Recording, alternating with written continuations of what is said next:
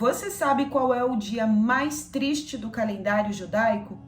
Um dia que as pessoas não tomam banho, não celebram casamentos, nem mesmo festas são permitidas nesse dia. E as pessoas ficam de jejum durante o dia inteiro. Mas afinal de contas, que dia é esse? Shalom, Haverim, Shalom, Talmidim, olá, alunos. Você que está aqui pela primeira vez, esse é o Cultura Israel, meu nome é Sara Maia e eu sou sua professora de hebraico.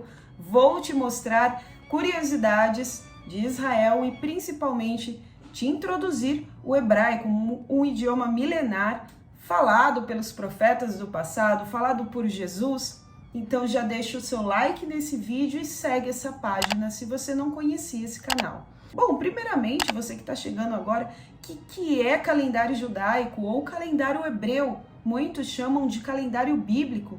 O que aconteceu nesse dia? Que dia é esse tão trágico para os judeus? Tudo isso a gente vai falar agora. O calendário hebreu ou calendário judaico é um calendário diferente, totalmente diferente do que é usado na maioria dos países. O calendário gregoriano, janeiro, fevereiro, março, abril. Existem algumas semelhanças, que esse calendário judaico ele tem 12 meses. Só que ele é lunisolar. Os meses vão de acordo com a lua e os anos de acordo com o sol. Não tem exatamente 365 dias fixos.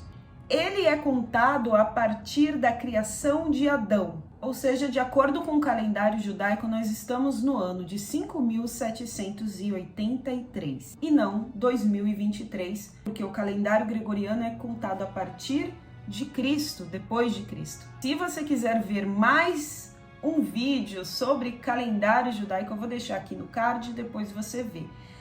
Mas na prática, em Israel são usados os dois calendários, tanto o gregoriano como o judaico. O judaico ele ficou mais para tradições, para festas, eventos religiosos. E Israel, como sendo o único país judaico do mundo, nessa quarta-feira, em 2023, cai nessa quarta-feira, que é dia 26 de julho, é o dia mais trágico do calendário em hebraico, chamado de Tisha B'Av, que é 9 do mês de Av.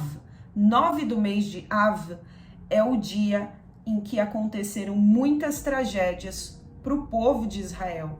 A primeira destruição do Templo de Salomão aconteceu no dia 9 do mês de Av. Dependendo do ano, essa data cai no mês de agosto. Quase sempre cai no mês de agosto. Nesse ano, como é um calendário que é lunisolar, nós falamos, então os seus dias não são fixos. Lembrando que a primeira destruição do Templo de Salomão acontece no ano 586 a.C. Você consegue ver esse relato na própria Bíblia, onde o exército de Nabucodonosor invade Jerusalém e destrói o templo de Deus. Eles roubam, levam vários utensílios sagrados para a Babilônia. Daniel e seus amigos, como tantos outros cativos de Judá, são levados para a Babilônia. De acordo com os livros de Reis, Segunda Reis e Jeremias, o templo ele é ocupado no dia 7 do mês de Av. Até o dia 10, o templo é queimado, literalmente queimado e destruído. Então, a destruição do primeiro templo realmente acontece entre o 9 e o 10. Os sábios, eles fixaram a data no dia 9 para que isso seja lembrado. Curiosamente, anos e anos mais tarde, o segundo templo já havia sido construído. Quem estava nas terras de Israel? Yeshua, Jesus. E Jesus, um dia passando por Jerusalém com seus discípulos, eles se maravilham e dizem: olha só a grandiosidade desse templo. E Jesus diz que não ficará pedra sobre pedra que não seja derrubada. Realmente isso acontece no ano 70 da nossa era. O segundo templo é destruído e queimado pelos romanos, liderados por Tito. O mais forte de tudo isso é que esse acontecimento trágico acontece na mesma data do calendário judaico. Lembrando, calendário judaico e não calendário gregoriano, que tem datas fixas. Mas no calendário hebreu, as datas elas se movem. Acontece justamente no dia 9 do mês de Av. Novamente, o primeiro e o segundo templo são destruídos na mesma época. De acordo com estudos e outros livros, como a Mishnah, que é um livro judaico, outras desgraças, outros problemas aconteceram no mês de agosto, finalzinho de julho, depende muito do ano, mas o mês hebraico é mês de Av. O povo hebreu ficou 40 anos pelo deserto porque a maioria do povo reclamou, murmurou contra Moisés e contra Deus, reclamando por que nós saímos do Egito, desprezando aí a mão de Deus e todos os milagres que eles viram.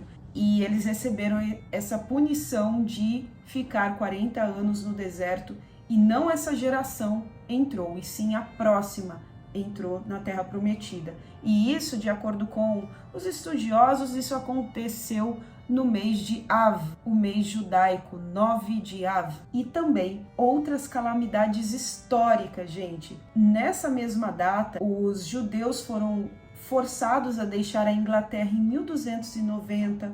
Houve a expulsão dos judeus da Espanha pelos reis católicos Fernando e Isabel, sem falar que o Holocausto, um pior dia para o povo de Israel, se deu início justamente em 9 de Av. Aí você se pergunta, Sara, na prática, em Israel, o que acontece no dia 9 de Av, ou Tisha B'Av? As pessoas que são mais praticantes das tradições da religião, elas literalmente se lamentam. Você pode ver pessoas, principalmente em Jerusalém e em cidades mais tradicionais, sentadas no chão, sem tomar banho, se lamentando. Esse dia é proibido até mesmo estudar a Torá, ler a Bíblia, porque a Bíblia ela te traz uma alegria, né? Então é um dia realmente que as pessoas se lamentam, não se casam, um dia que as pessoas ficam 25 horas de jejum.